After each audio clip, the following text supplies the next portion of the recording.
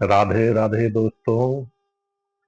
आइए आज हम आपको गीता की पाठशाला में ले चलते हैं, जहां पर भगवान अर्जुन को गीता का उपदेश कर रहे हैं। आइए हम आपको कुरुक्षेत्र में ले चलने से पहले मैं ये बताना चाहता हूँ कि मनुष्यों का ये शरीर ही कुरुक्षेत्र है और मन हमारा अर्जुन है। आत्मा भगवान श्री कृष्ण है। मन पर आत्मा का नियंत्रण ही गीता का उपदेश है।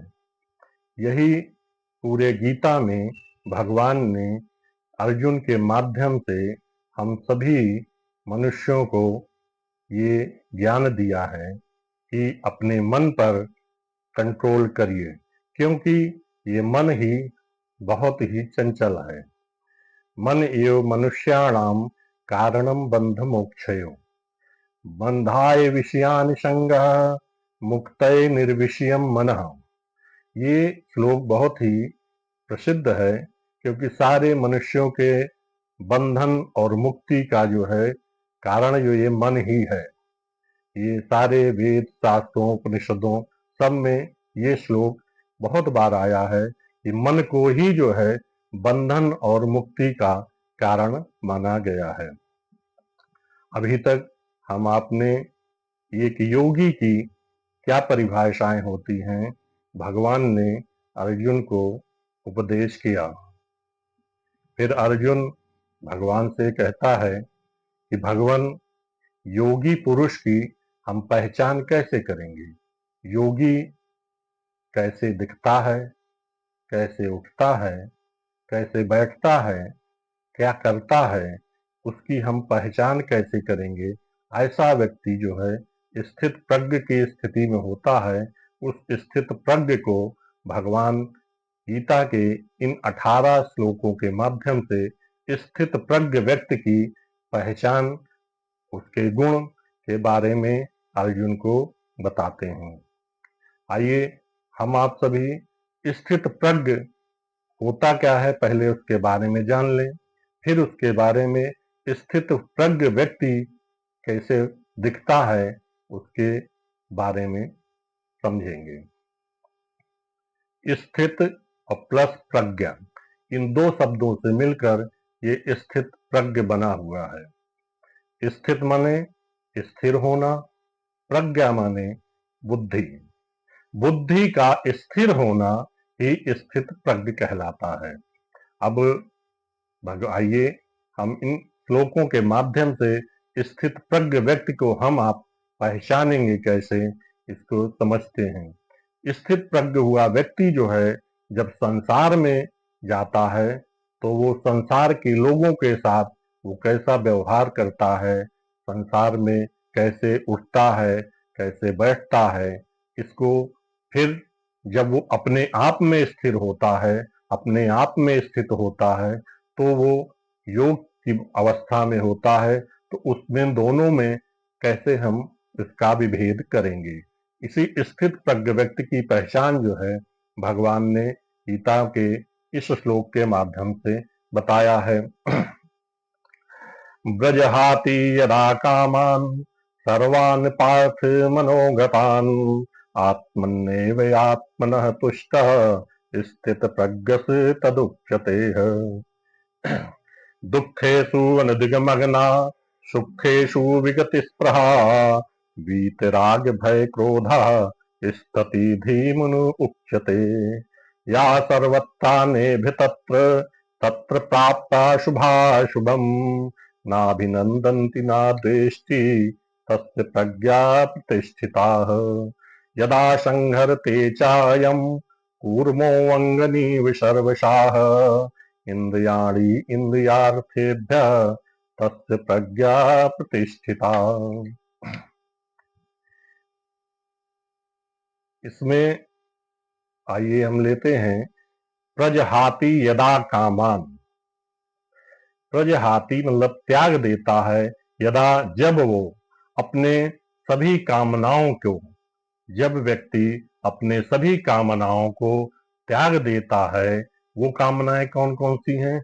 वो कामनाएं जो मनोगतान, जो मन के द्वारा उत्पन्न होती हैं। कामनाएं हमारे मन में ही होती हैं, तो मन के द्वारा उत्पन्न हुई सारी कामनाओं को जब व्यक्ति त्याग देता है, फिर वो कैसा होता है? आत्मन्नेव आत्मनः तुष्टः। वो अपनी आत्मा में ही, अपनी आत्मा से ही तुष्ट होता है। ऐसा व्यक्ति जो है स्थित प्रज्ञ कहलाता है। आत्मन्नेव आत्मनः, जो अपने आप में ही, अपने आप में, अपने आप से अपने आप में संतुष्ट हो, ऐसा व्यक्ति जो है स्थित प्रज्ञ होता है। स्थित प्रज्ञ व्यक्ति जो होता है, जब संसारिक व्यक्तियों के बीच में जाता है, तो संसार के में उसकी वो कामनाएं रहित होता है। उसकी कोई अपनी कामनाएं अपने स्वार्थ के लिए नहीं होती हैं। सांसारिक लोगों के साथ में वो व्यवहार तो सब करेगा, उठेगा, बैठेगा, बोलेगा, चालेगा, हाँ, लेकिन उसके मन में किसी चीज की कामना नहीं होती है। तो जो कामना रहित व्यक्ति होता है, तो संसारी व्यक्ति में ये भेद, व्यक्ति इस बात का भेद नहीं कर पाते हैं कि ये स्थित प्रज्ञ व्यक्ति है और हमारे में इन दोनों में अंतर क्या है। जैसे मैं खा पी रहा हूँ, चल उठ रहा हूँ, बैठ रहा हूँ, वैसे सारे कार्य भी कर रहा है, लेकिन उसमें अंतर होता है। उसके जो संसारिक व्यक्ति होते हैं, वो संसार की कामनाएं लिए होते हैं, तो कामना युक्त जो होते हैं वो स्थित प्रज्ञ नहीं होते हैं। जो कामना विहीन होते हैं, जो व्यक्ति के अंदर किसी भी प्रकार की कोई भी कामना अपने लिए नहीं होती है, वही व्यक्ति स्थित प्रज्ञ होता है। तो जब वो संसारिक लोगों के संपर्क में आता है, संसार में जब व्यवहार करता है, तब वो कामना रहित होता है, कामना कोई भी उसके पास नहीं होती है। और जब वह स्वयं में स्थित होता है, उसे कहीं कुछ नहीं करना होता है, अपने आप में ही वो अपने आप से ही संतुष्ट रहता है, ऐसा व्यक्ति स्थित प्रज्ञ कहलाता है। भगवान कहते हैं ऐसे व्यक्तियों में जो है दुखेशु अनुदिग्न मना, सुखेशु विगत स्पृहा। सुख और दुख दोनों कभी आ जाए उसके जीवन में, तो वो जो है व्याकुल नहीं हो जाता है। वीतराग भय क्रोधा स्थिति धीमुन उच्यते। वीत, ना किसी चीज से ना उसको लगाव होता है, ना राग होता है, ना विराग होता है, वो इन सब से मुक्त होता है। राग और भय, राग, क्रोध, भय, इन तीनों अवस्थाओं में वो अपने को अलग रखता है। ऐसा व्यक्ति जो है स्थिति भी, वो स्थित हुआ माना जाता है और मुनि कहलाता है। अगला श्लोक में भगवान कहते हैं इस बात को, या सर्वत्ता निबेह तत्र तत्र पाप शुभा शुभम नाभिनंदंति ना द्वेष्टि तस्य प्रज्ञा प्रतिष्ठिता। उसी व्यक्ति की जो है प्रज्ञा जो है स्थित है, जो सब अवस्था में जो है शुभ और अशुभ दोनों के प्राप्त होने से वो ना किसी का अभिनंदन करता, ना अभिनंदनती, और ना द्वेष्टि, ना ही किसी चीज से वो घृणा करता है। वो ना किसी चीज को पाने से बहुत हर्षित हो जाता है, ना प्रशंसा ही उसकी करता है, और ना ही जो है वो किसी भी व्यक्ति उसके अनुकूल ना होने पे वो उसकी जो है द्वेष नहीं करता, बुराई नहीं करता है। इस अवस्था में स्थित हुआ व्यक्ति जो है वो स्थित प्रज्ञ जो है कि प्रतिष्ठा तत् जो है प्रज्ञा प्रतिष्ठा, ऐसे व्यक्ति की जो है बुद्धि जो है स्थित हुई मानी जाती है। फिर भगवान कहते हैं यदा संघरते चायम कूर्मो वंगनीव सर्वशाह इंद्रियाणि इंद्रियार्थेभ्य तस्य प्रज्ञा प्रतिष्ठिता। यदा संघरते, जैसे कछुआ होता है, कछुआ जब कभी किसी अनहोनी की या किसी उसको खतरे की आशंका होती है, तो हम आपने देखे कछुआ अपने सारे अंगों को अपने अंदर जो है समेट लेता है। फिर उसके ऊपर चाहे कितना सा विवाद, ज्यादा प्रहार करिए, उठाइए, पटकिए, फेंकिए, उसके कोई प्रभाव नहीं पड़ता, क्योंकि उसने अपने अंगों को जो है अंदर समेट लिया। वो मर भले जाएगा, लेकिन अपने अंगों को जो है कभी बाहर नहीं निकालता है। इसी प्रकार भगवान कहते हैं मनुष्य को अपनी सारी इंद्रियों को जो है, इंद्रियाणी इंद्रियार्थेभ्य, इंद्रियों के जो विषय हैं, इन विषयों से अपने को जो है खींच कर अलग कर लेना चाहिए। ये विषय कौन कौन से होते हैं? इंद्रियों के जो विषय हैं हमारे, रूप हैं, रस हैं, गंध हैं, स्पर्श हैं और जो है ध्वनि, ये इंद्रियों के विषय होते हैं। और ज्ञान इंद्रियां कौन कौन सी हैं? जैसे आंख है, नाक है, कान है, रसना है, त्वचा है, ये इन सबके ये विषय हैं। एक एक इंद्रियों के एक एक विषय बने हुए हैं। ये हमेशा इंद्रियां जो है इन्हीं विषयों की तरफ जो है जाती हैं। तो भगवान कहते हैं इन विषयों से अपनी इंद्रियों को तुम खींच लो, उसी प्रकार से खींच लो जिस प्रकार से कछुआ अपने सारे अंगों को समेट कर अपने आप में समाहित कर लेता है। इंद्रिया, जैसे आंख का विषय क्या होता है? तो देखना यानी रूप, आंख जो है रूप को देखेगी। कान का है सुनना, ध्वनि, जो अच्छी कर्णप्रिय बातें होंगी उसको वो सुनना करेगा। नाक का विषय है गंध है, अच्छे अच्छे सुगंधियों को लेना, ये नाक का विषय हुआ। अब रसना का है स्वाद लेना हुआ है। त्वचा का है स्पर्श करना। ये इन इंद्रियां हैं, इन इंद्रियों के ये विषय हैं। ये हमेशा इंद्रियां इन्हीं विषयों की ओर अग्रसर रहेंगी और इन्हीं विषयों को वो चाहेंगे। इन्हीं विषयों में फंसकर मन जो है हमारा जो है पतन करवा देता है। मन का जो हम व्यक्ति जो है इसी इंद्रियों के विषयों का पान करता करता करता करता अनंत जन्म बीत गए, लेकिन वो ना विषय खत्म होते हैं और ना इंद्रियां इनका पान करने से विमुख होती हैं, ना उनका जी भरता है और ना भी, और इसका परिणति क्या होती है? मनुष्य का जो है पतन हो जाता है। तो भगवान ने कहा है कि हमेशा व्यक्ति को कामनाओं से मुक्त होना चाहिए, अपनी विषयों से अपने को खींच लो, अपनी इंद्रियों को, वो उसमें चरने न जा पाए, उसमें जाने ना पाए। तब जो है व्यक्ति, ऐसा व्यक्ति जो है स्थित प्रज्ञ की अवस्था में कहलाता है। विषया विनर्वर्तन्ते निहारस्य देहिना रसवर्जम रसोऽपि यस्यं परम दृष्ट्वा निवर्तते हम। विषया विनर्वर्तन्ते निराहारस्य देहिना।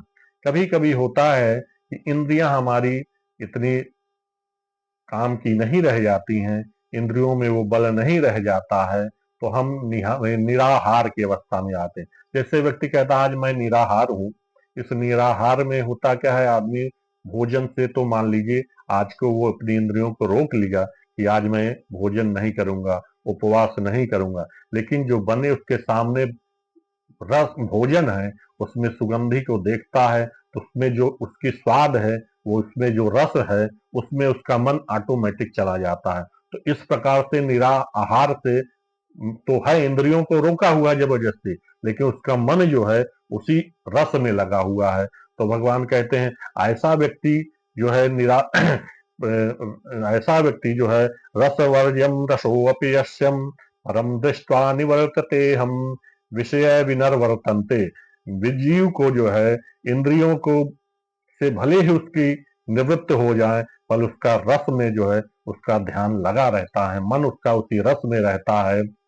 फिर कहते यततोऽपि कौन्तेया पुरुषस्या विपश्चिताः इंद्रियाणि प्रमाथीनि हरन्ति प्रसभम मनाहम। भगवान कह रहे हैं जो ज्ञानी से ज्ञानी व्यक्ति होते हैं, कभी कभी जो बहुत ही योगी होते हैं और ज्ञानी होते हैं, लेकिन फिर भी उनका जो है इंद्रियां जो है उनको मथ देती हैं, इन विषय जो है की ओर ले जाने के लिए जो है इंद्रियां उनको उद्वेलित करती। इतना वेग से इंद्री का वेग होगा कि वो विषयों की ओर ऑटोमेटिक आकृष्ट हो जाता है। ये साधारण पुरुष की नहीं, बड़े बड़े योगियों के साथ भी ऐसा हो जाता है, जो बुद्धिमान व्यक्ति हैं उनके साथ भी हो जाता है।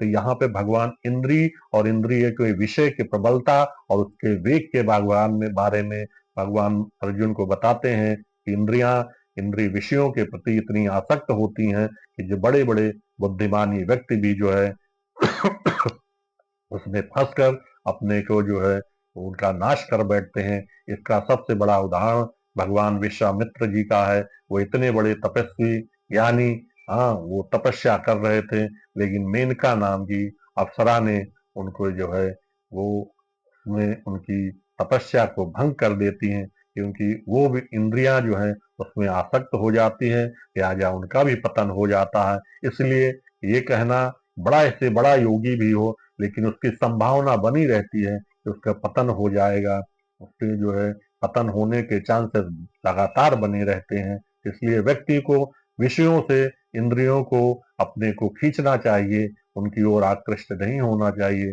तभी ऐसा ही व्यक्ति जो है योगी और जो है स्थित प्रज्ञ माना जाएगा। भगवान इन श्लोकों के माध्यम से अर्जुन को जो है स्थित प्रज्ञ की पहचान बताते हैं। ऐसा व्यक्ति जो हो उसे स्थित प्रज्ञ कहा जाता है।